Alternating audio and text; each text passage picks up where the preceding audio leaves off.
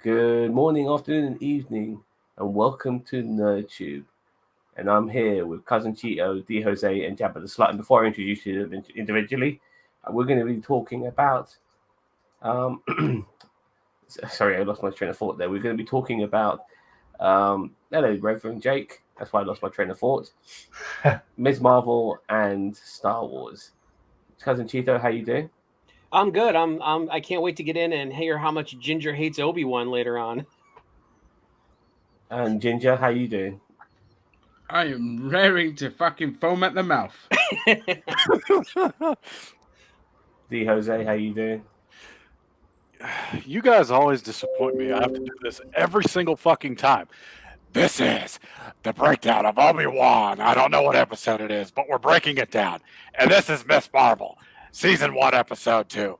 Only on Disney Plus, brought to you by TMNT Shredder's Revenge. It comes out tomorrow for Xbox, PlayStation, and the Nintendo Switch. Is it out tomorrow? Mm-hmm. Damn, I didn't know it was out tomorrow. Comes out tomorrow. Yep. Oh, I know what I'm doing this weekend. Yep. Might have to break it down for the channel. Hint, I hint. mean, it's going to be outside your normal masticating, and the other one, I don't know if I can say it yet. 90 minutes hasn't, or 90 seconds hasn't passed. Hasn't passed. We haven't finally, hang on. You got just say a quick hello to Jake. And finally, hello to Reverend Jake. How you doing? Man, I thought I was gonna say I was distracting, but that just I can't even follow that up, Jose. I'm the one that has to go over the top every time we do these introductions. Every goddamn time you have We're past the 90 seconds, Cheeto. Now Cheeto can say what he needs to say because we're past the 90-second mark. Just keep going. All right. If you know, you know. Yeah. All right. So today's episode of Ms. Marvel is called Crush. Is episode 2 of the series so far, and this was definitely more of a slice of life episode, so to speak.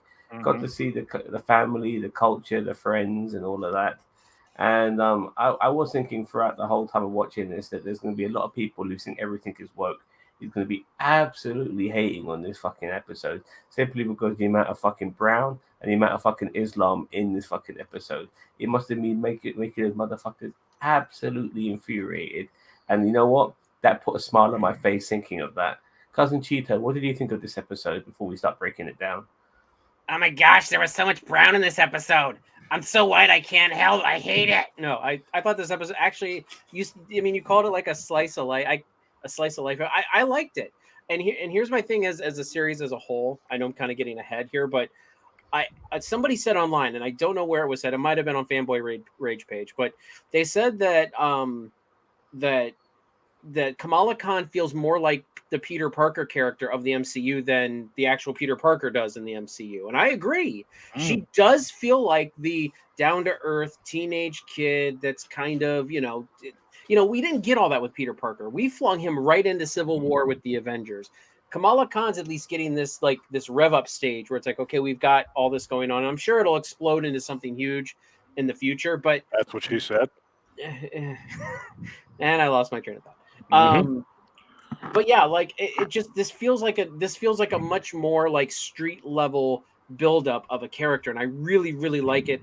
I really like the fact that they're really delving into the Islamic portion of this series and stuff like that. Not because I'm putting on my Islamic hat for this series, but it's just like I want to see diversity. I want to see different things in these shows. I don't want it to be the same cookie cutter, Tony Stark, Captain America, Bruce Banner, Hawkeye, Black Widow. Guess what all those have in common? They're all more milquetoast than me. So, I mean, that's why I'm very glad that we're getting this diversity, and it's on a good character. They took a character that they've built up in the comics over the past 10 years, and they're actually using her and pushing her to the forefront. And I'm very happy about that. So this episode, great. This series so far for me, great. Yeah, she is a very endearing person for sure. Jabba the Slut. There's too many brown people in this show. Hey, I already did that. Stop it. Yeah, but I'm white, neckbeard, so I've got to say it. Like, fucking brainwashing us with gay Islam or whatever it is they're trying to brainwash us with. I can't. No, You know what? Just whatever Cheeto said, just make that come out of my mouth with a British accent. Yeah, I really enjoyed episode 2. I always like that before you kind of move on to like epic world-ending superhero events, which is where this will definitely go because they can't help themselves. It's just nice to kind of get that slice of life. This is everyday life. It's a nice way of bringing in audience that are kind of adverse to diversity in via the lens of superherodom. So you bring them in via that way, and you show them the slice of Pakistani life and what it's like. And I mean, to be fair, being Greek, it's the same fucking thing. It's literally the same kind of mentality in families, and that's why, like for me, it's always going to be relatable seeing Asian families on screen, and it's just fun seeing it. Like when they start talking about evil eye and all this kind of stuff, and it just, for me, it just cracks me up. So yeah, it was. I enjoyed this episode. I will get into my gripes later on, but they're like this big. Yeah, one thing I noticed about certain white cultures, like the Greeks, like the Italians, like the Irish, they love that family, get together, your cousins, your uncles, your aunts, your second cousins, even all of that shit. It's all coming together at times and stuff like that. It's like one massive multi-family, you know what I mean? So I can see there are correlations between like Asian cultures and the Greeks and stuff like that. That's what I used to go. That's what I used to go through as a black man. So it's like, I can relate. You get your aunts, your uncles, your cousins together. It'd be like a billion of y'all just to do like a barbecue. So, it's nice seeing that on screen. It's realistic. Yeah, and I mean, we actually had that. We have that in my family too. Like where it's like the billion. We still have yearly get-togethers where it's like cousins, aunts, uncles for like 4 generations now, and it's like a yearly thing. This for our cultures, it's like a weekly thing. Oh, okay. Well, then you're. But same thing for. Mate, you should see Hindus, mate. So, fuck me, man. Yeah, no, I'm a different kind of white trash. We don't get together for anything. I mean, like I know I'm related to people, but I mean, see them? What? Yeah. Well, Reverend Jake, what do you think of this episode? To hit up what you were saying, I'm actually really excited. We've decided the first Marvel property that we're showing my son. And it's really cool for his first Marvel hero to be a female, to be a female minority, and to just really normalize that right away from the get-go with him, that you can be anyone. We talked a little bit, you guys talked a little bit of like the Moss scenes in the family and whatnot. And I mean, to me, I'm not religious, so to me, it's just like, it's religious people being religious. And that's really kind of the way I want him to look at it too, because it really doesn't matter, what religion that is. So that's kind of my thought there. But taking a step back from that, this episode is it's teen drama, llama, Marvel drama, something. Oh my God, Kyle noticed me. Oh my God, what am I gonna do? I told my girlfriend though, they got to be doing something right if they got me watching a high school love drama. I was about to say, but I feel like this is something Marvel has not really dealt, like even in the Spider-Man stuff. Like I don't feel like they've delved into this at all. No, they haven't. It's kind of refreshing. Yeah, exactly. Jose, I liked it for what it was. I like where they're going. Here's what I like about it that we haven't brought up yet. I like that they're taking this into a slow burn kind of thing. Like it's like, okay, we're going to give you a little bit more each episode. Like we're going to, show you this is who she is. This is what her life's about. This is who her friends are. This is who she doesn't like. They're trying not to give you too much of everything at one time. And I think the pacing is the best it's ever been for a Marvel show so far out of everything Disney Plus has done. I think the pacing has been excellent. The pacing was really good in this episode, But this is definitely a show I would recommend to people. I mean, if you're looking to start out in the MCU, if you're late in the game, Miss Marvel's a good show to start with. For sure. And, we will get to this a little bit later, but maybe we got our first signs of the villain by the end of this episode, so we'll see how that pans out as well. Because that was the one thing that was making me head scratch a little bit. It's like, who the fuck is the bad guy here?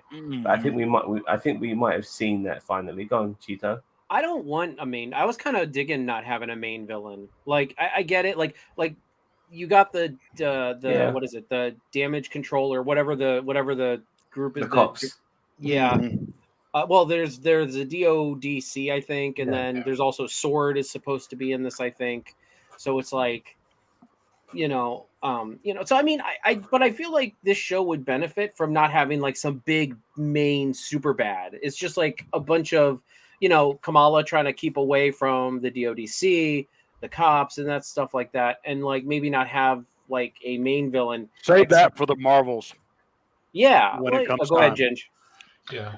Yeah, I mean, I completely agree, and it's also it should lean more into the kind of, because of her Muslim background, treated more suspiciously by like your FBI's and your CIA's and all this kind of stuff, and have it kind of focus around there and make it a bit more punchy around like how the community kind of reacts to it, and their kind of how they get treated by authorities and all of that, the ones that kind of harbor Miss Khan and all that. We don't need like a big world-ending kind of villain in this at all. You can have your standard thuggery, and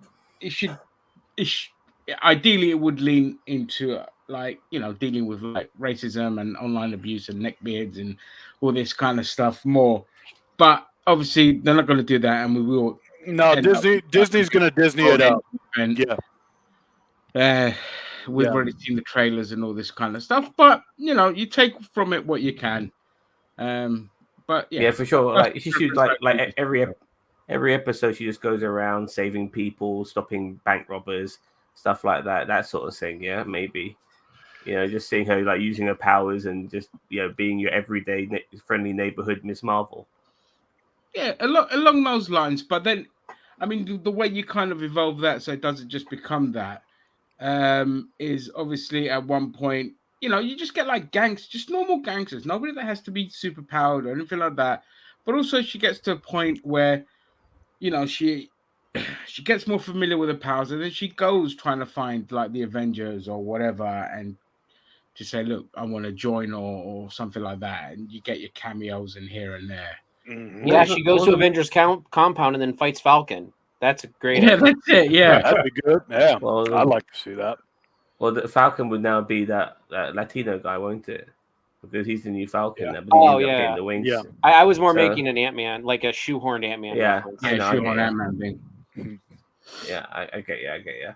Okay, so let's break down this episode, shall we? So Kamala arrives in school with a spring in her step, dealing with her daily routine more positively. She bumps into the new hunk, Kamran, and she's totally smitten by Kamran.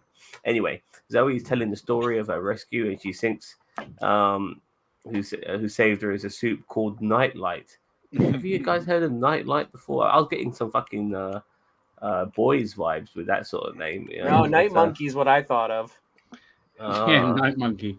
Yeah, I like it because it's like that proto name where it's like they called the Flash the Streak at first, and it's just like he's like, I hate that name, like I love it. I thought that was very hilarious. Yeah, when you think of a streak, you think of a long fucking stain of shit. Anyway, but like when you think of Nightlight, you're like, oh, they sleep with their nightlight on or something. I'm dating myself, and I know this is going to make us all reveal our age, but I would have gone with Light Bright. That would have popped me. I would have been like, yeah, let's call her fucking Light Bright. That would have been hilarious. That's a good name right there. Yeah. Well, no. Well, Zoe decides to have a pot. Zoe decides to have a party to celebrate, and Cameron is going, so Kamala's going to be going. Mm-hmm. And Kamala's now also testing her powers, and we realize that one of the abilities she doesn't have is super strength. Her powers are coming through her, but the bangle is just amplifying it. I'm sure that will come more into play later on, that particular reveal. And because it's like she basically makes light from her body, and she's able to physically touch that light.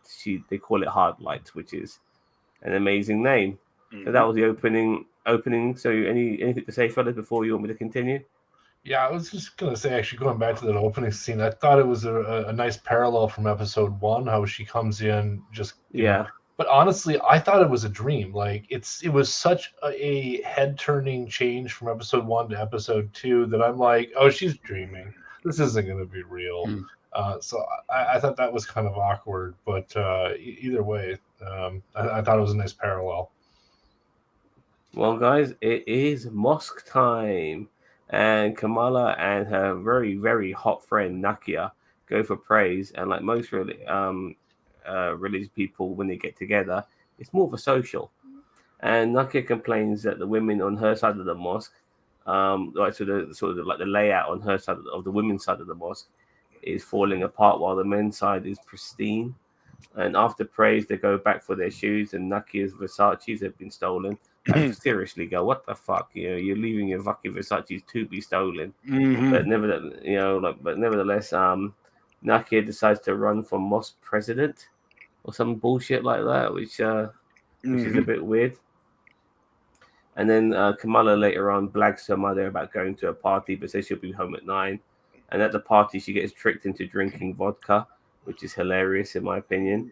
and then Kamran does a dive into the pool, and he comes out making Kamala and Nakia blush. And then the cops bust the party, as they do in these American fucking teen house parties. The cops always bust the fucking party, don't they? Yeah. And then they popos. Zam would be great at cinnamon. Zam would be great at Cinema Sins 2 expansions. Dang. Well, the cops bust the party and they get away in Cameron's Porsche. And Cameron's getting to know Kamala, and Bruno's getting proper jealous. You can see it, man. He's not liking this at all. No. And then, so 1 second, I'm gonna finish this paragraph and I'll get to you, Cheeto. He gets called Brian by Cameron, and as he departs, pissing Bruno off even further. And Cameron also gives his number to Kamala, offering driving lessons in his fucking Porsche.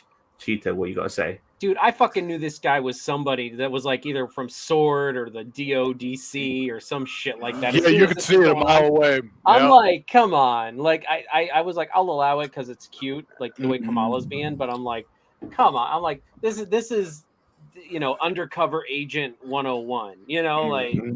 But yeah, it wasn't bad. I called it right there. Like when he's like getting out and he's like looking at her and he's all buff and ripped and he's like, and then he's ignoring the other her friend. I don't remember her name, but the other friend. I'm just like Nakia. Yeah, she's fucking hot, man. Even when she's she is, but I'm just like the way he's ignoring her. I'm like, oh yeah, there's something up here. Oh, yeah. I can already see where this is going to. It's going to be one of those, I liked you, and then it's like, sorry, nothing personal. It's just business. It's going to be one of those type of things. Like, you know, you got to say that in your Vince McMahon voice. Sorry, pal, nothing personal. Damn it, this is just business. I had to do what I had to do to get the power. It's what I do. Even when it includes seducing an underage girl. Yep. Got to get the job done. That's exactly what's going to happen. Like, we already see where it's going to go. Yeah. Well, from what I know in the comics, they actually do kind of date a little bit. Oh, okay, so it'll be one of those where it'll be a romance, and then eventually, like, one thing will lead to another, and I saw it, and I'm like, oh god, they're just shoehorning this in so hard. It was driving me nuts all episode. I was just like, yeah, I get it. Even though, you know, like Zam's saying, her friend's definitely the hotter one. I don't know, they're both 16, so I'm gonna leave that where that's at. Well, she's actually 19 or 20 now. Yeah, because they're actually of legal age, thankfully. Yeah. Yeah, but the character is, like I said, I'm just gonna leave that there. Yeah. That's what the character's age is. Well, I had to Google her as well, you see, so because she was so fucking hot, I had to Google her. Yeah. But yeah, so I was like, why is he with her? This felt super shoehorned in, and it's like, yeah, well, he's gonna be the villain. Mm-hmm. I didn't know if he was going to be the villain. I just knew he worked for one of these organizations that's looking for her. You know, like you can see it coming a mile away, but it was still kind of fun just seeing like, you know, your dumb teenage girl falling over your jock type. Yeah. And just to go back to Nakia, the reason why she's so fucking hot is because she's like got Lebanese blood in her. And if you ever seen Lebanese women, they are fucking hot. You know what I mean? They are fucking ridiculously hot. No wonder among the hottest in the world. Yeah, they're fucking beautiful, man. Anyway, Kamala returns home buzzing and dancing, and gets a message immediately saying that her first driving lessons on Monday. At school the next day, her nose starts lighting up and she hides in the toilet, and Nakia thinks that she's on her period and gives her a tampon. We then hear more about Nakia, and obviously she basically talks about what it's like to why she wore the hijab and how it is to be a mixed race girl. Just basically some more intel on the character, but I didn't give a fuck.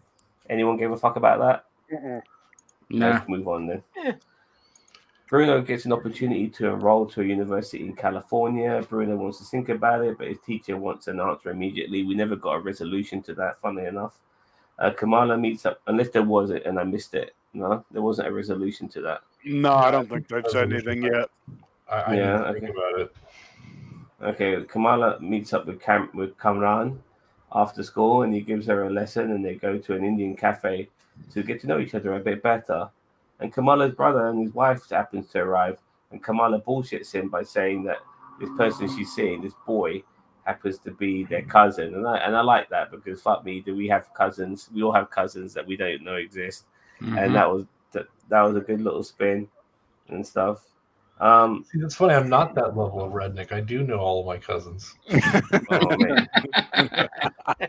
I know all of my first cousins, but then you've got cousins of cousins and second cousins. Yeah, you got like your brother's yeah. like second, third, fifth cousin Yeah. and shit like that. And Yeah. it's just like, okay. Okay, so around the Khan dinner table. Around the Khan dinner table, we found out Kamala's brother used to be a goth, and we hear some ancient stories of Kamala's mum's ancestry from her dad. Kamala's sort of like Kamala's great grandmother and so on, because obviously they were the black sheep of the family, supposedly. Well, it's a little bit to do with British colonialism and all of that sort of stuff. Kamala Bangle goes a bit doolally, and she has visions and passes out. Damn British. Sorry. Yeah, exactly. Kamala then talks to her grandmother about the bangle, and it belongs to Kamala's great grandmother, her grandmother's mother, but basically the grandma wasn't really saying any more than that. Yeah, she brought shame to the family. That's all you need to know. Well, Kamala then asked her mum about the great grandmother, and apparently she brought shame on the family, and the mum wouldn't say any more than that. Yep. All right. So, anything to say so far, fellas, or you want me to continue? I just have to say I was bothered by like the idea that like her dad would try the door, it's completely blocked, and he's putting all of his weight into it. Then it works. Yeah. It's like, oh well, I don't get it. And why does she have to hide that she's calling her grandma? Maybe she has to hide what she's talking to her about. But she would be like, "Oh, I'm talking to grandma." Shouldn't that be pretty? Yeah, it could literally just yell that through the door. I'm talking. Yeah, I'm talking to my grandma. Yeah. I mean, I didn't get it. I wasn't sure if it was a cultural thing or something. I mean, were they like on bad terms? Is that something like there's plot holes and inconsistencies? But what can you do? Yeah. Hello, Facebook user, whoever that may be. Maybe one of you guys can find out from Facebook. I will head over there now. Okie dokie. Sorry, where was I? So, it's Eid Mubarak, my friends. And it's Raven J. Oh, hello, Raven. Nice to have you here. Hope you've been watching the show. It's been a good one, that's for sure. It's Eid, and there's a festival get together, and Nakia wants Kamala to help get her votes to be the mosque president. We see different factions like the mosque bros, which made me laugh, and then the religious bros, and then the Illuminatis. Oh my god, that had me. That was hilarious. Yeah. For me, it was the Instagram cliche, because I'm like, yep, those do exist in real life. Yeah. Oh god, but trust me, man. Like they're in my culture, like the aunties, my fucking god, man. You know what I mean? They all got skeletons in their own fucking closet, which is why they like to talk about other people. You know what I'm saying? Yeah. Anyway, Nakia shows her skills as a manipulator by guilt tripping Kamala's dad to vote for her. And then we get the No Way Home cop and his partner interrogating Zoe. Zoe's like that, like the most popular girl in school. And yeah, like, oh, we watch your. I thought this was so fucking cheesy. At least the opening of that, where they're like, "Oh, I watch your like cooking vlog or whatever the fuck," and it's just like, just get the information that you need to know. The suck up thing, I didn't really care for that aspect of it. Well, they were talking about regarding the superhero saved her. Initially, they thought the person was trying to kill her, but no, she mentioned that she saved her, and then they kind of narrow things down a little bit and find out this person is, this is South Asian. I mean, seriously, South Asians, Bangladesh in the fucking South. You know what I mean? No, Pakistan in the fucking south. No, it's Central Asia. You fucking cunts. And and and and they decide to put tabs on temples, community centers, and mosques. I thought they did that already. I mean, you know, but yeah, it's funny if they would put tabs on temples, but then again, brown's brown. So, anyways, Kamala starts asking the Illuminantes about her great grandmother and hears all sorts of rumors. Meanwhile, a stupid kid is taking selfies on the mosque tower, and he slips, and now he's hanging for his life. Yeah, good job, you damn kid. You damn kids! don't have kids. Kamala I don't goes to intend to. This is the thing, like Kamala goes to rescue him, and this is the bit I found a bit weird because she had a costume change. Like, why the fuck would she bring her outfit? I'm just kind of surprised by that.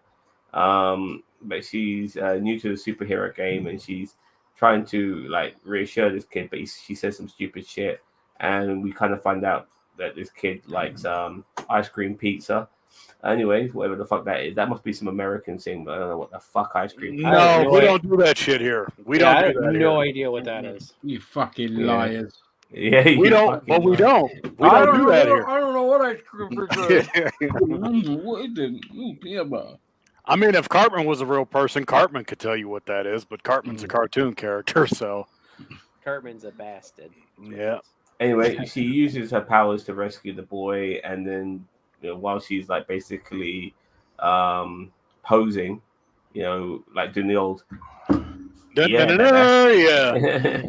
doing all of that shit, she gets a vision, and it's hard to see who that person is, but because of that vision, she ends up like losing her hard light powers to a degree, and the boy starts falling. But she manages to still rescue the boy by basically breaking his fall by putting hard light underneath him as he keeps falling. And the boy does get injured, but he's still alive. Yeah. So Kamala is really angry with herself, and she runs away. And the cops are chasing her. She evades the cops, and she's rescued by Kamran. And we also meet Kamran's mother, who waited a long time apparently to meet Kamala. And in my opinion, this is probably our villain. And that, my friends, is the end of the fucking episode. And that means she's going to be kidnapped. So ensue the kidnap cliche. Hold against will. Got to figure out how to escape. Well, I'm a bit worried about the I'm a bit worried about the incest angle here. Don't get me wrong. Incest is does happen within Islam with marrying your cousins and shit. But this person might be Kamala's great grandmother or some shit like that. And next thing you realize, fuck, she's going out with her fucking grandfather or a great uncle or some shit like that. You know what I mean? So in Kamran, so that might be a bit fucked up, or something along those lines. Maybe it's her great grandmother's sister or some shit like that. But you already know how it's going to go. Like they'll probably like let her go, and then it'll be like, oh, okay, nice to meet you, and then like moments later. The next time she goes to save a kid or something crazy happens, she ends up getting kidnapped by those same people. Yeah, so I don't think them two are the villains. I don't think so either. Really? I think that's probably her great grandmother, and she's just gonna, train her and teach her about the history powers of and all that shit, all this kind of stuff. And your main villains will be, I mean, we've already seen who they are. But from the moment where the kid takes a selfie onwards, this is where it just kind of fell apart for me. It just entered into stupid territory, because it's like, okay, you have your over the top scenario that wouldn't have existed a week ago when she didn't have her powers, and now we have this situation here. I did like how they handled it, her trying to rescue him, and obviously she still hasn't grasped her powers great, because usually, when it comes to Disney, I don't like to go down this road, but you'll get the kind of Mary Sue, this is absolutely perfect bit, and you're thinking, yeah, she's really well done. She's not very good with her powers, all this kind of stuff, but then when the cops chase her, all of a sudden, she's like phenomenal and doing acrobatics over them and escapes this massive organization. It's just like, how many times have we seen this? Yep, Disney being Disney and superhero cliches. Take the professionals in the most mediocre way. Like they drove off. Like, oh, if only we had some drones that could just keep an eye with the cars and then send the jeeps in. This part was just like, everything was great up until here. There's a couple of little nitpicky bits, but then they got to this bit, and I was just like, they couldn't help themselves. It still doesn't take from it overall, but it was just like it was just a bit silly. All right, so I'm going to ask you all, you guys individually, anything all the stuff I've talked about, anything in this episode that really enjoyed and also really hate. I'll start with you, Jake. Yeah, the Department of Damage Control, I'm waiting to kind of see what's going on because they're literally trying to set them up like they're bad guys, but I don't think that's the case. But it's like every scene that those two officers are in, it's very much they're portrayed as bad people, and I think that they're going to be obviously not be bad people, and that's going to be just a really stupid switch when it happens. It's going to be like, yeah, duh. But otherwise, I really enjoy the laid back of it. I like Kamala working her powers. They had that scene, was it last episode or the beginning of this one? I don't remember, where she's actually practicing her powers and trying to like get good at like that was doing this some one. of that acrobatics. Yeah, this one, yeah. Mm-hmm. You saw like stepping stones and sliding and shit. Yeah, and so to see that come through when she saves the kid at the end, I thought was really well. And like they called it, like someone called it, it's seeing her try to flourish, and then she fucks up and almost kills the kid anyways. Yep. I thought it was a little bit too early for that lesson, so I'm glad that he's okay. But yeah, again, that's another Spider-Man parallel because that's the mistake that Spider-Man's gone through. Yeah, I still like the show, though. Look, regarding the cops and stuff like that, I don't look at them as good guys or bad guys, but there's been so many films where the cops are like the middle guys, if you know what I mean. They just happen, like there are bad guys, there are good guys, and there's the cops determining who is the bad guy and who is the good guy. And they end up being like more like a thorn in the side of the good guy, as well as sometimes the bad guy too. Like National Treasure with Harvey Keitel and shit like that, that sort of thing.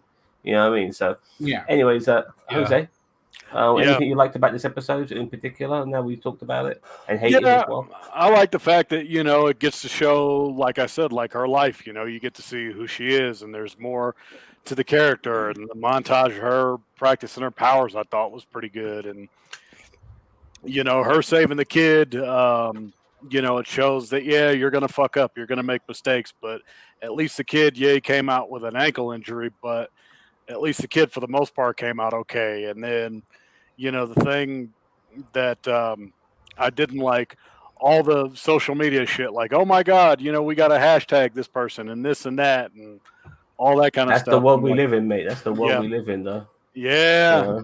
I'm not crazy about it, but I get why they do what they have to do. But overall, I thought this is actually a really good episode. I'm looking forward to seeing, like, if they're going to have it be to where, like, she'll get kidnapped in the next episode or the eventual kidnapping, because that's where it's going. It's like she's going to end up getting kidnapped somehow by somebody or some gang or something, and then it'll lead to Captain Marvel coming in, which will lead to the Marvels. That's where I think this is going. Who I would love to see in this? The Tracksuit Mafia. As somebody for her to fuck with, like just like maybe stop a few Tracksuit Mafia, because in the first episode you do see that bro shit on one of the trucks, like a bro or whatever. So Tracksuit Mafia would be good, sort of mid-level B-lister bad guys for her to fuck around with here and there. Good connective tissue. Yeah, for sure. Jabba the Slut. Anything you liked and hate about this episode? Well, pretty much like the last episode. Goddamn, I love the cinematography in this show. I just love the kind of quirky bits, like when she starts dancing around in her own little world and the switching between like her fantasy and reality, and just general cinematography. The way they kind of like when was it Cameron? He comes out the pool. Cameron, yeah. Yeah, Cameron, when he comes out the pool and he got all these little like letters kind of floating around him and all these nice little like touches and all that. I love kind of quirky stuff like that.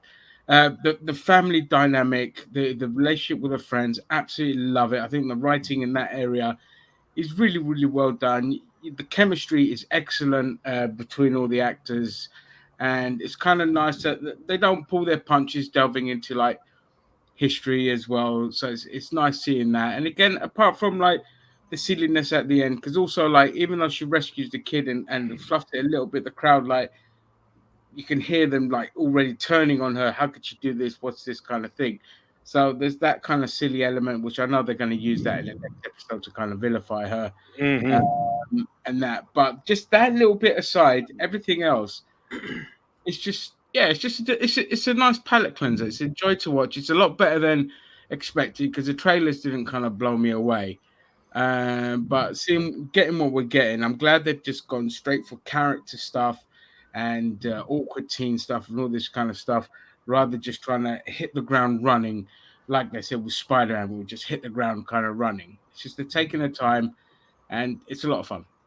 What I will say as well, Jim, just to add to that, is that a lot of people condemn Disney for like being watered down and not taking any risks, but this sort of show, this sort of premises, is right up Disney's fucking alley. You know exactly. what I mean? Yeah. It really, right up their really alley. is. This is what they're known for.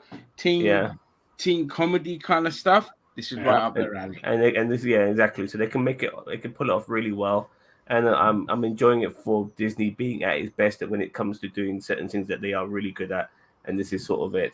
Cheeto, what did you? I was just going to mention. Yeah, I was going to say. Mention. The one thing about this show too is like the sad thing is I think it's going to get overlooked by so many people because with all the reviews that I see from people that are like, oh, I don't like this, I don't like that about it. I'm like, well, y'all are missing out. That's my view. Yeah, a lot of biases are going to go against this show. Mm-hmm. It's going to be overlooked. Yeah, for sure. Yeah, it's not Top Gun Maverick, unfortunately. Yeah, cousin Cheeto, what do you like and hate? Pretty much echoing everything everybody's already said before me. I mean, I really am enjoying like just delving into this character, and as we were talking about her kind of being like the true like in my opinion, the true Spider-Man character of the MCU. Mm-hmm. I'm really enjoying like seeing the way the different cultures react in this universe and everything like that to superheroes, because it's like, when have we seen an Islamic family respond to superheroes? We haven't, because it's not been an angle we've ever looked at before. So like the whole Avenger Con thing, like it's just like she's like, so you want to go to a party? And I'm like, I mean, that would be kind of how she would see it, right? I mean, like, she doesn't see it as a convention. She doesn't see it as a ton of other people and adults being there. She's like, oh, it's a party. No, it's a party. Yep. Like, so, but I mean, my big takeaways from this episode, are the slice of life. I really love that. I just echo kind of what me and Ginger were saying. I don't want a main villain. I want this to be a bunch of circumstances that Kamala Khan either makes for herself and has to get out of, or it's like them trying to investigate her. I do agree that it would be very tropish and stupid if the cops are like pushing this really hard to capture her, but then like, oh, we're the good guys all along. Like, that's just like, no, let's not do that. All right, that's why I love the Coulson approach. Yep. Where it's like Coulson, when he approached like Tony Stark and Thor and all that, he's just kind of nonchalant. He doesn't show up with an armed team. He's just like, hey, I'm Coulson. I just hope to God we're wrong about that. Like, I'm like, please don't let it go the way I think it's going to go. That's all I ask. I really feel like it is, though, because the DODC, I don't think they're not really villains in the MCU either. Like, they're just damage control. Yeah. Department of Damage Control. So I mean, but they had those jackets on, and I'm like, we know these guys aren't villains. Yeah. Like, just because you show up with tasers or guns or whatever you had does not automatically make me think, hey, they're bad guys. No, they're trying to set up a tropish twist. Well, isn't the Superhero Registration Act in effect in this universe as well? It hasn't gone away. So yeah, but I don't think that like it's. I don't think it's Department of Damage Control that takes care of that. I mean, we see it from their perspective as well. Like they find some footage of some girl using her superpowers. They're all in now. Like they need to delve into this further. So it's they don't want another Nigeria situation either. Yeah, for sure. Yeah, so they're in the business of preventing those type of incidents as well as cleaning up those type of incidents. So but we already see where next week's episode is going to be. It's going to be how she handles the mixed reaction of the general public. Like, oh my God, I tried to save the kid, and like, what do I do? That's obviously where they're going for next week. This is going to be six. And she ends up going to Pakistan for the wedding and all that, for things to kind of 6. Well, but I'm trying to get when Kang's coming in. Yeah, right. When's Mephisto showing up? No, I'm serious. I do believe that Kang is going to hit every property. Yeah, Kang is going to fuck some shit up. He's in every property, and He's I'm not. sticking by You it. mean He's not coming in until Marvel? Ant-Man. He's going to be in Ant-Man 3. Yeah. Yeah, Until then, Ant-Man he's not coming WrestleMania. in. Well, that's just the one iteration of Kang, because it's like Kang said in Loki. Get ready for me and me and me and me and me and me. There's going to be tons and me. of them. Yeah. I don't, but yeah, I mean, Kang didn't have anything in Hawkeye. I feel like this is going to be more of a street level thing like Hawkeye, where it's like we're not like there's things like Falcon and the Winter Soldier and Hawkeye and this show. It's like they're ground level things. Now, if you want to talk about like WandaVision and Loki and even almost to an extent Moon Knight because of just the scale of how that show ended, those are like your bigger scale shows. But I feel like this show, I think they're kind of giving us they're altering it back and forth, like big show, ground level, big show, ground level. I would love if they did a cosmic show, but I think they really, one sec. I feel like they really are trying to, I don't know if they're playing it easy with the budget, but I don't know. We'll see. Anyway, go ahead, Ginge. All right. Well, I mean, Jake might have a point here because what is the Marvels about? Yeah, because that's where this is ultimately leading to. This is where this is leading, and it could be that we're heading towards a kind of Kang. Well, even if you don't see it in season 1, I think all storylines lead to Kang. Yeah, because he's the big baddie that they got to fight to be the next Thanos. Is you're like, oh well, here's one version of him, and you thought you beat him in Ant-Man, but here's also another version of him in Loki, and here's another version of him in Moon Knight season 2, and here's another version of him here and there, and you keep sprinkling. Maybe not every single property, but I think all of them, and I keep looking for it. I found it in Moon Knight. I'm gonna find it in here. Yeah, you're looking out. You got your eye on him. You're like, okay, when are you gonna show up and fuck shit up? This has been my theory. I was wrong in Doctor Strange. To talk Doctor Strange spoilers for half a second, I was really expecting the Captain Marvel in that to actually be Iron Lad, which is a version of Kang. Ah. Oh yeah, he was, yeah.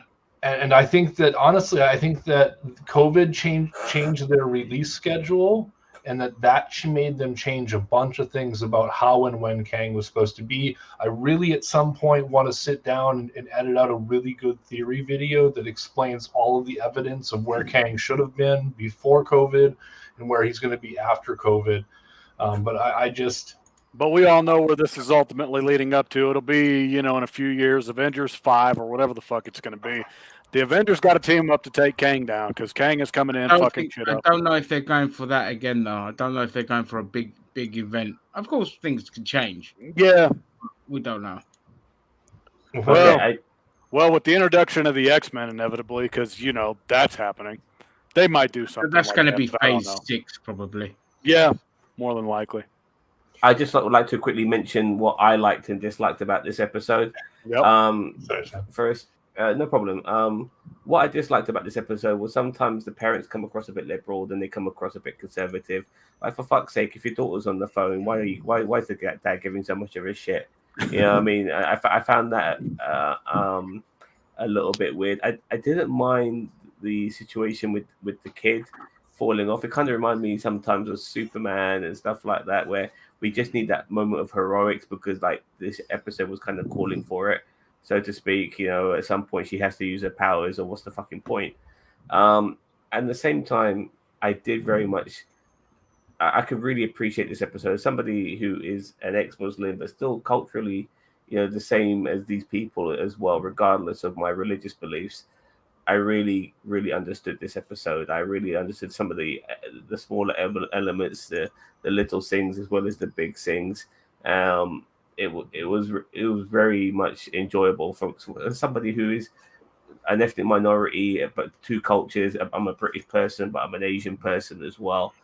Same with Kamala Khan. She's an American person, but she's an Asian person as well. I can relate to that for sure. Living in two cultures. I very much enjoyed this episode. I'm going to mark it. I'm going to just go around the house here. I'm going to give this episode a 8 out of 10. What about you, Cheeto? I agree. 8 out of 10. Slut? Yeah, 8 out of 10. Jake. Yeah, 8 out of 10. Yeah. And Jose. 8.23765 out of 10, pal. Yeah. That's a sweet baby. All 8s across the board. All 8s across the board. Yeah, so pretty good so far Yep. for Ms. Marvel. So we're now going to be Miss Marvel. we're now going to be going to the other Disney property. All right. See y'all later. See you, Jose. Yep. See you later, mate. Take care. On to the other Disney property now as we finish with Ms. Marvel. So we're now going to be talking about OBI-WAN, also known as Obi-Wan. And I'm sure we're going to have a different perspective on this. This was episode 5, so this is the penultimate episode to the saga. I'm still a bit pissed off that we have had no Obi-Wan and Luke interactions whatsoever. But nevertheless, whatever. We'll see how that pans out in the future. Maybe they'll do a season 2. But nevertheless, before we start breaking down this episode, I'll start with you, Reverend Jake. What do you think of this episode? Well, it's crap like the rest of the crap. I'm not a fan of the series. So I didn't really enjoy this one either. I could be done with Leia. I really wanted that to be a 1 or 2 episode arc. I'm getting sick of that side story. I don't want any interaction between Luke and Obi-Wan. It's a lot of stuff that doesn't make sense later on, because when she in episode 4, when Leia sends that message out, she's like, "Well, you helped my dad in the Clone Wars." Not, "Oh, you and me had that crazy adventure that time I got kidnapped." And it's just like a bunch of this stuff doesn't feel like it makes sense with the rest of the story. But this episode specifically, I don't want to get too far into the other episodes. This episode was okay, I guess, but just generally, I'm not enjoying the show.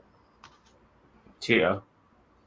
I thought this episode was okay. I don't hate it as much as most people do. I'm enjoying the aspects of it of like they're kind of planting the seeds of the rebellion here. I get it. Like there's lightsabers and stuff like that. And there is the Force being used, but at the same time, it's more on a original trilogy scale rather than on a the prequel scale. And I mean, in this episode, they did a little bit more because, Vader was blocking the lightsaber with his hand, or with the Force a lot of the times. But still, it was.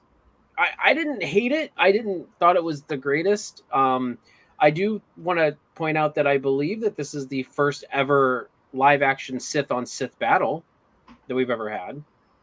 So, maybe not. I'm sorry, Sith on Inquisitor. If you guys don't want to call it that, but I know you guys do want to call her a Sith anyway.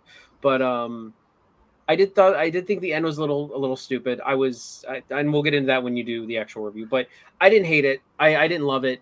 I'm enjoying it for what it is, but at the same time, I take it or leave it. I perfectly left you till last, Ginger. What you got to say? This is the fucking stupidest show I've ever seen in my fucking life. I cannot explain how shit this show is. Nothing they do makes sense. The writing is god awful. Every plot scenario is completely illogical. Every action is illogical. It's just worse than 90s sci-fi TV. If this was made in the 90s, it would get laughed out. 25 million an episode, and it looks so fucking bare bones and cheap. Everything is just every decision they have made, everything makes me want to gouge my fucking eyes out and shove them up my ass just so I could see something a little less nutty than this fucking show. I hate it so much. I hate it like I've never hated anything before. I feel like you're holding back on this. This makes Attack of the Clones, The Last Jedi, and Rise of Skywalker look like a fucking masterpiece by comparison. I have never in my life witnessed anything this fucking stupid, and I cannot wait for it to be over. And you lot know how much I was championing this show because I thought Deborah Cho's 2 episodes in The Mandalorian were the standouts. And here we are. She has a whole project, and it's fucking stupid. The editing, stupid. The action, beyond fucking stupid. Everything is just does my fucking head in. She is such a massive letdown. It stinks of studio interference as well. And I definitely don't want a sequel. And I know what they're going to do with this. People are going to come away unsatisfied. So then they're going to make a fucking Darth Vader series. And that's going to be just as stupid as this. And the fucking circle of the Skywalker saga continues to get absolutely shit on with diarrhea that stinks of Disney. I'm fucking done with this show. And I can't wait for next week to be over so I never have to do this again. And fuck Andor. I am not going to be watching that weekly. If I hear a good buzz about it, then I'll go into it. But fuck that show. Fuck anything to do with Star Wars. I'm fucking done with Star Wars now. They cannot improve. They cannot do anything. Boba Fett was stupid. The Mandalorian is mediocre. What the fuck is there to look forward to anymore? So is there anything about the show you do like? No, not a fuck. There was one thing I liked in this episode. One fucking thing. And in fact, it's the only thing I've liked in this entire fucking show. And that was Reva versus Darth Vader. I thought that made perfect sense how Vader handled that. That was actually the one good thing that made perfect sense. He's toying with her.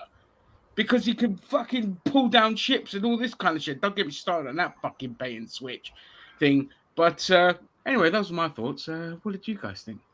Okay, well, I mean, I am disappointed with the show simply because I feel that when you're making something like this, it needs to be more than a fetch quest and a chase fucking quest and one step ahead of the bad guy sort of thing. It really needs to be a lot smarter than that.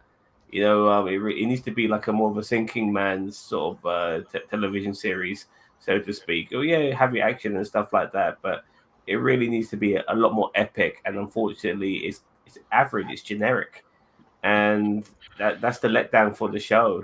It really is. And then knowing that this doesn't really connect too well with the original trilogy, you know, like they've already fucked up with certain elements. That also makes, you know, it's a bit jarring in that sense as well. And even Ewan McGregor, like people rate him as an actor. I think some like in this episode especially, I don't think his acting was that tough. Yeah, George Lucas did a better job directing him than fucking Deborah Chow did. Yeah, and you know, anyway, let's talk about this episode. So, Obi-Wan, we begin with like this is before Attack of the Clones. And by the way, I'm getting an echo from one of you guys. I don't know who it is. I don't know. It's got to be me because I don't hear it, but I don't know. I have my earpiece in. So can you? Am I still hearing it? God damn it. Yeah. Anyways, I'm going to continue. So, like, one of the things that really bugged me about this episode, for fuck's sake, Hayden Christensen is 20 years older since fucking Attack of the Clones. You need to use a little bit of de-aging on him, yeah, because even though he looks good for his age, you know, he can't play a fucking teenage lad in his fucking 30s. You know what I mean? And it was really throwing me off. Yeah, every time I was like, what the fuck's going on here? Like, de-age his fucking face, man. Ewan McGregor looked younger there in that scene. Yeah, Ewan McGregor looks the same. You know what I mean? You know, but he's just being 20 years older than fucking this guy. Yeah, exactly. So, you know, he's actually got a bit bigger as well. Like you can see him, but he's taller than Ewan McGregor as well. So he's physically changed over the years too. So, yeah, that was just fucking. But we'll talk about the flashback scenes. He even sounded older. Like when he's talking, I'm like, God, he didn't even try to make his voice sound like immature at all. Like, you know, they didn't even tweak the tone a little bit. Like, yeah, he's walking around talking like a man like this when back in the Clone Wars he talked like this. And like I said, this is actually, like I said, this is before Attack of the Clones, because he's still got both hands. You know what I mean? So, which is something I looked out for when I was watching it the second time. Anyway, Reva tells Vader that Obi-Wan is on a planet called Jabin, and he then promotes her to Grand Inquisitor. Obi-Wan and the gang arrive on Jabin. Obi-Wan meets Raja, who is also... Hello, John. Nice to see you, mate. who's on exile, who's gone to exile after what happened in episode 2, and there are other refugees on this planet as well. And your personal favorite, Ginger, nearly all of them are fucking human. Yeah.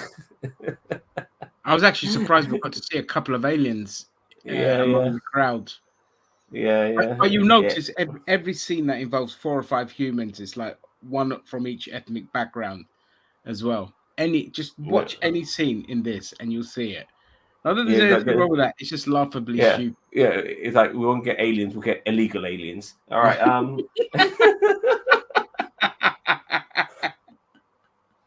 All right. So, anyways, Obi-Wan finds more carvings, and he finds some lightsabers and Jedi robes. Lola droid hacks the flight doors, stopping any escape. And Obi-Wan explains to the refugees that Vader will make an immediate attack, and he rallies the troops to make a blockade and try and enable escape through the flight doors once they're able to repair them. The troops and the new Grand Inquisitor arrive, and they start shooting at the blockade doors. O'Shea Jackson, I'm sorry, I can't remember the character's name, so I'm going to be calling him O'Shea Jackson.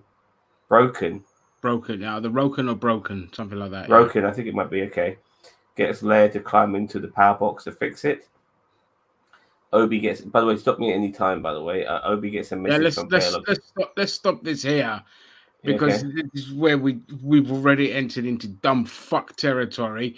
And by the way, kids, if you really want to know how villainous a robot is, you just change the color of their eyes. You go from blue to red, and now you know it's a bad fucking robot. And then we're gonna bring in a great big cannon, even though we have a fucking starship that can just blow the fucking doors open. Oh, and then we got my fucking lightsaber that cuts through the door. Yeah, I'm thinking to myself, why wouldn't they just shoot at the rocks as well? You know, they don't have to go through the door. They can just blow up. Anyway, but watching it the second time, the lightsaber scene was a bit. It pissed me off as well. But the only thing I can say is that they softened the door enough maybe before to put the lightsaber through. But regardless, Obi-Wan gets a message from Bail Organa. And he tells Obi-Wan that he'll go to Tatooine to help the last family if he doesn't hear from Obi-Wan, because it was a recording message. It wasn't actually a phone call, so to speak. Tala explains to Obi-Wan why she changed sides. She was an Imperial officer who witnessed the death of younglings, and because of that, she changed and kind of became like a rebel, so to speak. And the Empire almost through the doors, and Obi-Wan tries to talk to her to buy time. He finds out that she was a youngling, and that's how she knows that Anakin is Vader. She faked her death by not being killed by him during Order 66, and then became an Inquisitor to get an opportunity to kill Vader. And this kind of pissed me off a little bit because, oh no, there's a bit of a redemption here for Reva. I'm not liking this. I'm not liking this whatsoever, because the whole point is that people like Anakin was corrupted and became a Sith. Like, you know, it took his son for him to change, but still, Reva, you know, like Jedi's turning to the dark side. That shit happens all the time. Like, first of all, how did she know that Anakin was Darth Vader? Nobody called out Lord Vader in the fucking temple, and he's a completely different, like completely changed from what he was. I mean, we don't know. We don't know that regarding nobody called him Darth Vader in the temple. We genuinely don't know that. Well, but nobody would know that this Anakin guy looks like this fucking guy now and all this kind of shit. It's just if you break everything down in this show, this is what I mean. 90s TV would laugh this shit out the fucking door. I don't know about that.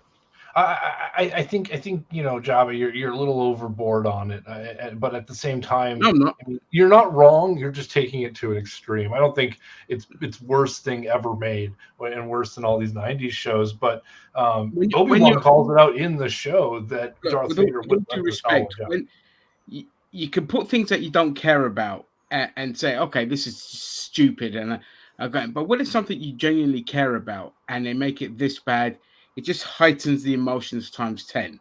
And that's why I've gone to that extreme. I just want that to be clear.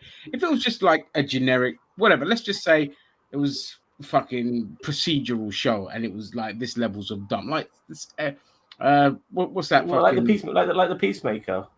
That fall was fucking stupid. But just like Peacemaker. Peacemaker, I don't give a shit about it, so I stopped watching it. I didn't like it. I stopped.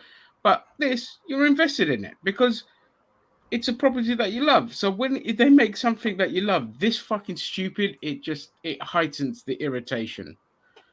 I don't know. I just don't think everything's. I don't think every movie or every show is either the best show or the worst show ever. And I think obviously you've never met Ginger, then. Yes, no, obviously. When you get to know me, I go from 0 to 100. That's it. Like me and Ginger go back and forth all the time about that. No, I just want to also say as well, Jake, that this particular show needed to be special. It really did. It needed to be I agree. A little bit different to the others, a bit more superior, and I see where Ginger's coming from. It is generic, and I don't have Ginger's anger. I have a disappointment with it personally. You know what I mean? That's parent type. I'm not angry. I'm just disappointed. But I guess all I'm saying is that, I agree. This is some corporate drivel. This was Disney saying, "Oh, the fans want an Obi-Wan show. Make one happen." I don't really care what it's about. Ooh, let's make it. Let's target it towards 10-year-old kids. And that's what I feel like the show is more targeted towards 10-year-old kids than it is towards anyone on this podcast. I don't know. They killed kids in this episode, so I don't know if that's exactly targeting kids. Maybe in the literal sense. It still is. Leia makes this a kid show. Yeah. But and it has a lot of problems. I think there's a lot of plot convenience in the writing. I think it's a lot of really good idea, terrible execution, with the exception of the set design and the acting. I think set design and acting is phenomenal. I love the villains in this. I think all of the villains are fantastic. I think Obi-Wan's fantastic, and I've enjoyed Hayden Christensen still. But I like Hayden Christensen in the original or the prequel trilogy, so hate on me all you want. No, that's not. We can go at that later. You're wrong, and you should be banned and have your legs broken. That's all. But that's my point. The show is more like between a 3 and a 5 on a 1 to 10 scale. It's not a 1, but it's like 3 to 5. I think I think this is probably some of the worst I've ever seen of Ewan McGregor personally. I think Reva and Darth Vader especially have kept this show watchable. I was about to say, my favorite is like the way that they are showing the savagery of Darth Vader. Like, and I'm sorry, in the original trilogy, you just don't get that, like that savagery, like that I don't give a fuck, I'm gonna tear down everyone in pursuit of what I want, Sith attitude. You don't get that in the original trilogy. He's more nonchalant and docile than anything else. In this, he's like dragging people through fire. He's just killing people. Like, I mean, he's dragging people through the streets and killing them, like snapping and then letting them go because they're on the other side of said fire that he just dragged them through. Which is where the execution falls apart, as you said, Jake. Yeah, like they have the good ideas, and the execution falls apart. It's meant to torment him, and then the very thing he did is now an obstacle. And it's just like, kill me now, stab me through the heart. Yeah, but that's what I'm saying. Like, not Revan. What's her name? Reva. Like Reva, I feel like I like Reva, except for the twist in this episode where it's like she's like, oh, I'm doing it to get close to Vader. I'm like, oh God, please. Like, I didn't mind her being there at the temple. I don't even mind her faking her death and then her like wanting to join Vader because she's like, I want to be the most powerful. I don't even mind her trying to kill Vader, but for the reason it's like, oh, I want to kill him to make him pay. No, I want her to be like, I don't want anyone to ever take advantage of my weakness again. I want to be the most powerful, and if I have to kill Vader to get it, I will do it. Yeah, not you killed my friends, you son of a bitch. Yeah, that's what Sith do. They didn't do that. Sith kill the hierarchy to be the hierarchy themselves. That's what they do. So I'll a bit I ran across another review or another video was talking about like the history of the sisters and the brothers and whatnot, and the Grand Inquisitors, and apparently like they're on a separate like management track from Darth Vader. So like you got the Emperor at the top, and then on one track you got Darth Vader and the Sith, and then on the other track you have the Inquisitors. And apparently, according to the now canon lore, they didn't know about each other for the longest time, and then there's been a whole lot of them like going at each other's throats. And when I look at what's going on with the third sister and Darth Vader in this episode, I see a lot of hints of that. And it's one of the things that, again, is one of my saving graces in the show. I really like the way these villains interacting with each other. I like the fact that she betrayed the dude in the other episode, and now she's getting betrayed. And that should be the way that the evil side, works. Is they literally the only part of the show that makes sense is how they interact with each other. Yeah. It's the best part of the show. Like I said, the villains, especially the acting on the villains part. Good part of the show. But here's the thing. It's like, and then at the end, she gets stabbed by Vader, and then they leave her to die. But lo and behold, she survives, and she finds... Okay, well, I'll get to that. That. Well, I'll get to that. I didn't know if we were kind of going off. No, let's get back to the breakdown. So Revan lightsabers through the door, and we have a look. This is like one of the most stupidest battles. Like they're pretty much in front of each other. Pew pew. It's like watching Police Squad. Oh my god, it was so bad. I didn't make that comparison until okay, now, I'm uploading the video for Police Squads. O'Shea Jackson's like standing there, no shield, like 1-2 feet away from the guy shooting them. While this other person's got a shield and all the bullets are hitting, all the laser beams are hitting his shield. Whilst he's open up and he's like, yeah, pew pew pew. You know what I mean? It's absolutely ridiculous. But the refugees they get pushed back further back into the compound. Talia is fatally wounded, and I have to admit, I mean, I got a bit gutted when the droid died. You know what I mean? I was, I know, but nevertheless, he was like putting up a gallant fight, and then he shielded Talia so she could go out with a thermal detonator. And like this is where like Ewan McGregor's acting was terrible. Like he done the Darth Vader no, that was bad. And after she died, like the remorse in his face looked awful. You know what I mean? Like it wasn't that great. But she did go out. I did enjoy the self-sacrifice though. That felt like a very dark moment. Like, you're right about the Obi-Wan and everything like that. But like that self-sacrifice moment, like that's the nitty-gritty about the rebellion I want to see. Like that's these people are like, we're dying for a cause here. Yeah, for sure. She went. I mean, no pun intended, but she went out like a trooper. Obi-Wan decides to give himself up to protect the refugees. He then tries to plead to Reva that they can stop Vader together, but Reva declines. And then Layla finds Lola, removes the tracker, and Lola's okay again. And Layla, just like that, is now able to fix the box. It's funny because O'Shea Jackson said it'd take 2 to 3 hours. All fucking Lola had to do was put a fucking wire in a fucking hole, and that was it. Push back, Bob's your father's brother. Fucking everything's fixed. And then the doors open. So yeah. It's like Grogu fixing bullshit on the Razor Crest. It's like what? Yeah. Obi-Wan takes out the. Obi-Wan takes out the. My head hurts just listening to Sam recapping this fucking shit show. By the way, like the editing for this next bit was like weird. Like Obi-Wan just takes out the guards. Like it really, watching this episode twice, it really was poorly edited. Like the way they did it. But Obi-Wan takes out the guards guarding him, and he goes back to the refugees. Vader's hot on his tail now, and with the flight doors open, the transporter ship tries to escape, but Vader stops. And this bit was pretty cool, I have to admit. Vader stopping the ship, and then he brings it down, rips it open using the Force. And that ship was a decoy, and another ship escaped. But for some reason, I think Vader's Force levels were depleted. Yeah, like no, it was there. It was there. Trust me. It was there. Yeah, I saw it too. But I'm just like, yeah. But I'm just like, what? Okay, so he had plenty of time to force grab that ship and drag it down too. Well, you never played in the Star Wars game. You got like a bar, you know what I mean? And once you use all your Force powers, you have to like hide in the corner. You know what I'm saying?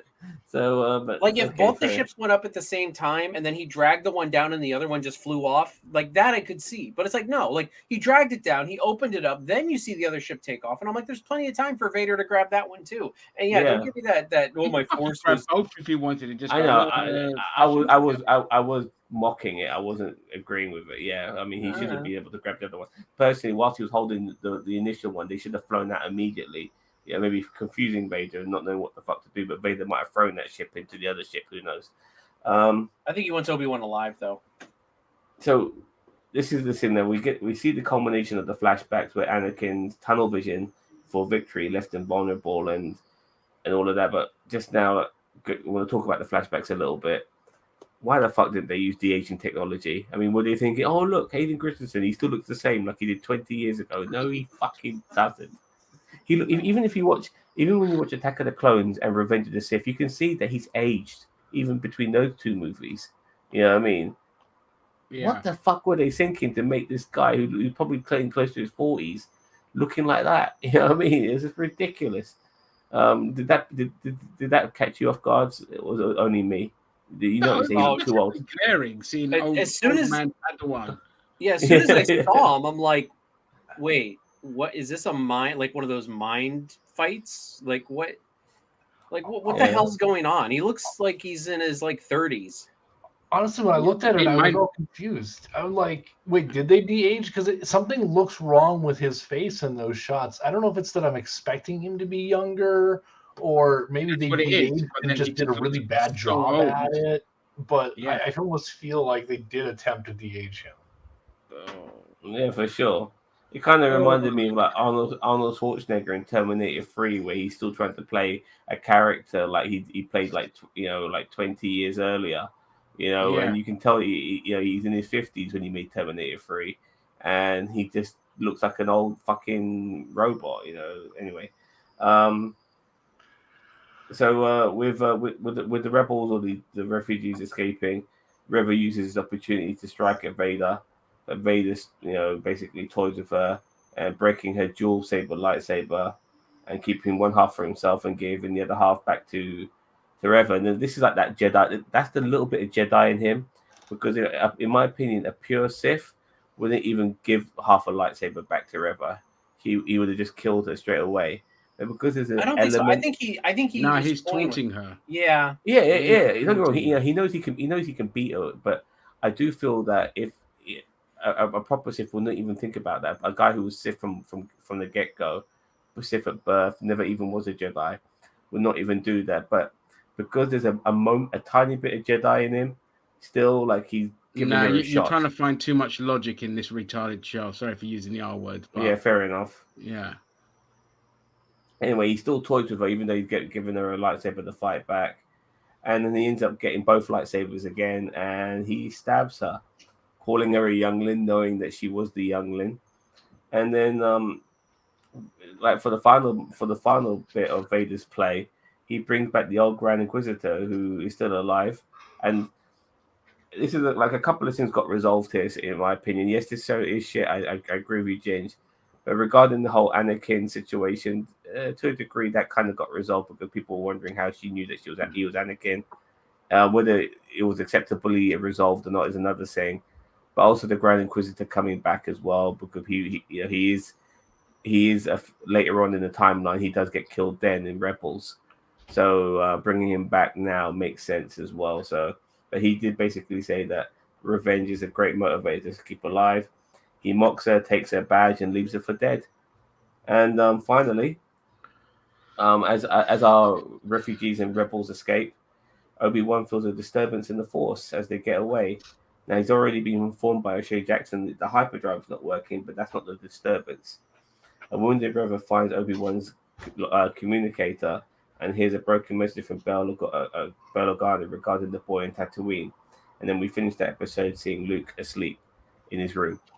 And that's it. Dun, dun, dun. I thought honestly, when she was crawling towards her lightsaber, I thought there was going to be some kind of like self-destruct button on there, and like Vader obviously would still be on the planet, but she was going to blow up the ship that was up in orbit, the Star Destroyer up in orbit, so that because they said, but they're right behind us, and then I'm like, okay, so what are they going to do? And then I'm like, okay, she's crawling for a lightsaber, and I was waiting for her to open something, push a button, and then the entire Star Destroyer just blow up, behind them, and then them just fly off, and then Vader's stuck on the planet for the moment, but No, but instead what you do is you, in the middle of the field, you just find this random communicator you think might be something, which Bail Organa left way too much fucking information on, given he shouldn't be communicating in the first place. And the god-awful fucking stupid of you stabbed her through the chest and you leave her to die. Kill the bitch. Snap her neck. Chop her in half. Make sure she's dead. You know she's not going to fucking die. She's going to come back in the next episode and do something, and we're going to get the fucking redemption arc that nobody wanted.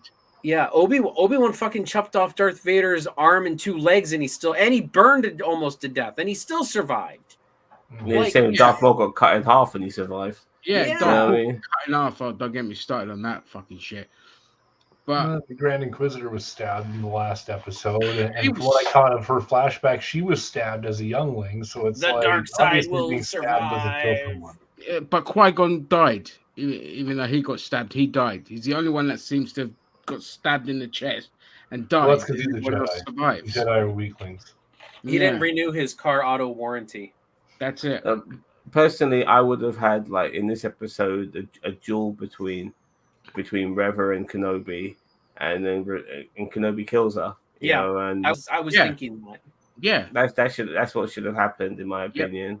I just did not like the redemption arc at all. It's just I don't want. God damn it, man! How many more Sith needs to be fucking redeemed? You know, I mean, the only person who never got redeemed was fucking Palpatine. Everyone else seems to be fucking redeemed, and it pisses me off. Just let her stay villainous.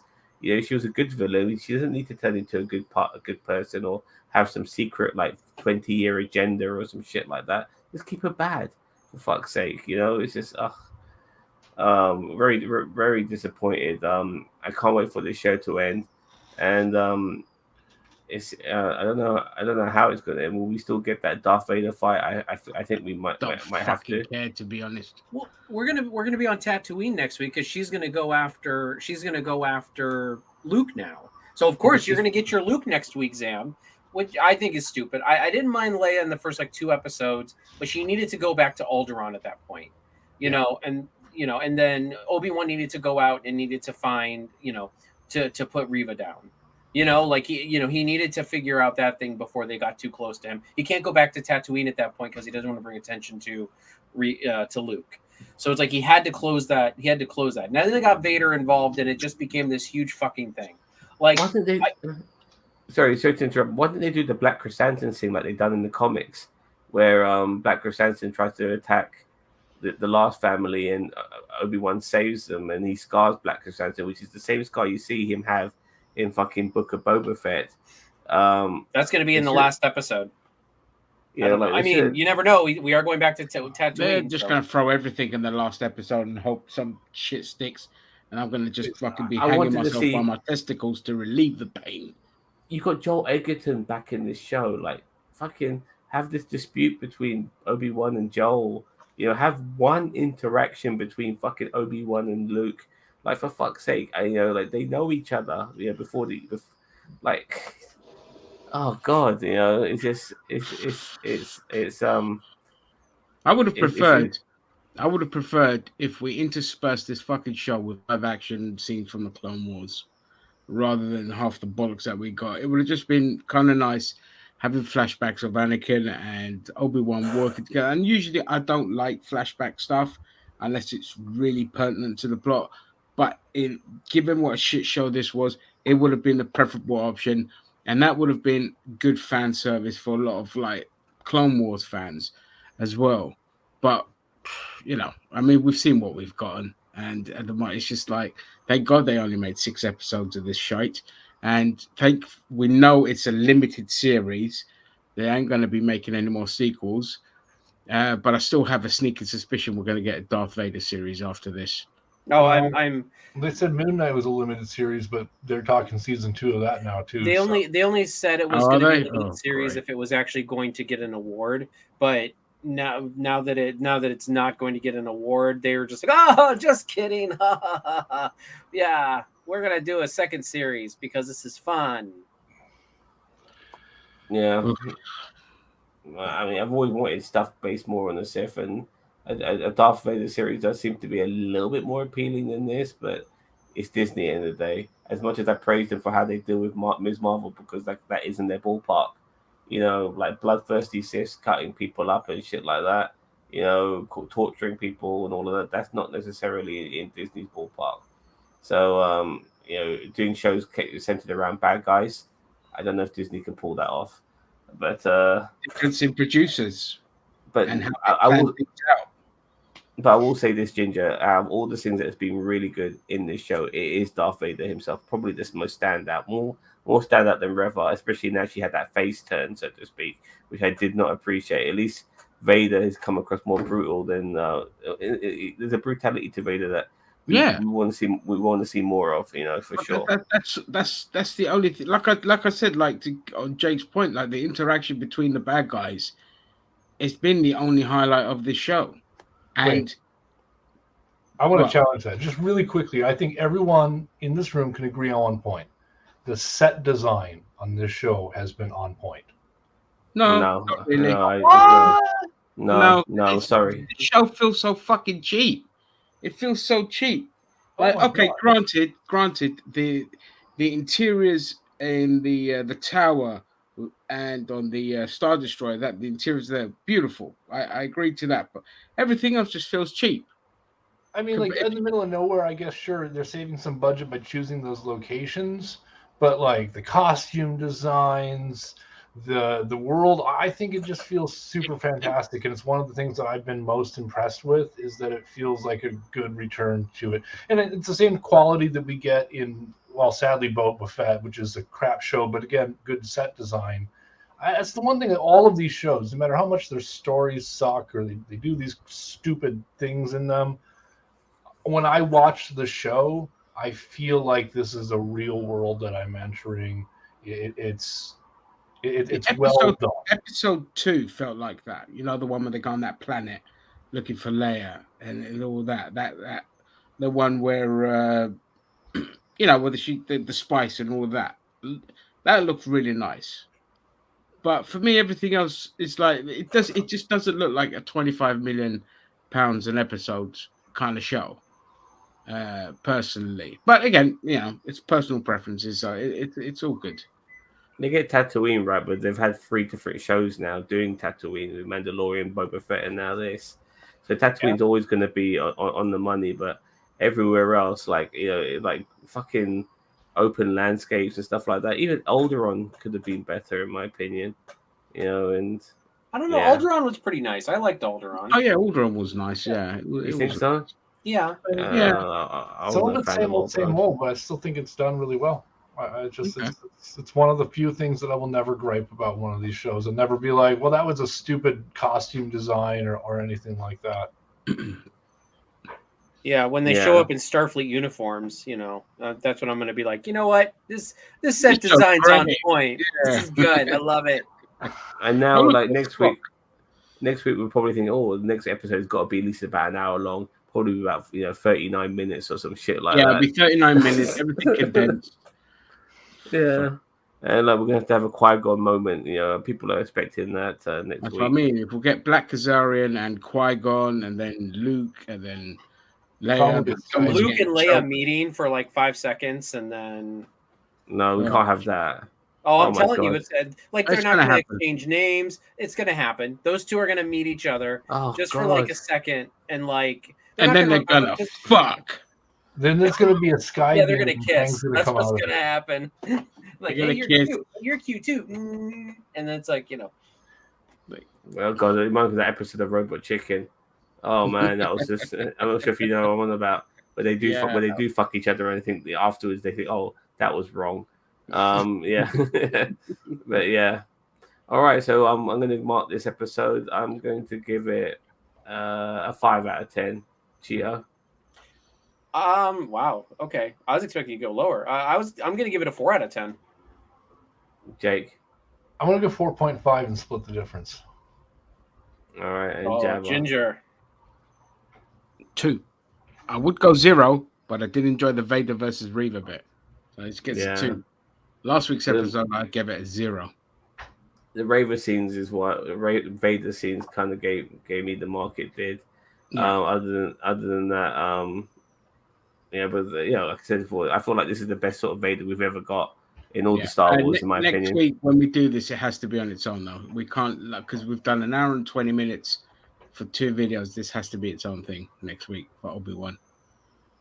The finale, yeah, the finale has to be its own video. It can't be mixed in with Miss Marvel. All right, we'll see. Let's just see how it goes. But anything more to say, fellas, regarding this? Wonderful. All right, we'll wrap things up now. So don't forget to like, share, subscribe to NerdTube. the greatest YouTube channel you never heard of. And please join myself and Cheeto tomorrow as we'll be talking Strange New Worlds and the Orville. Possibly Mage too for Star Trek. Oh yes. Oh yeah, of course. Not forgetting Mage. All right, take care everyone. Bye-bye.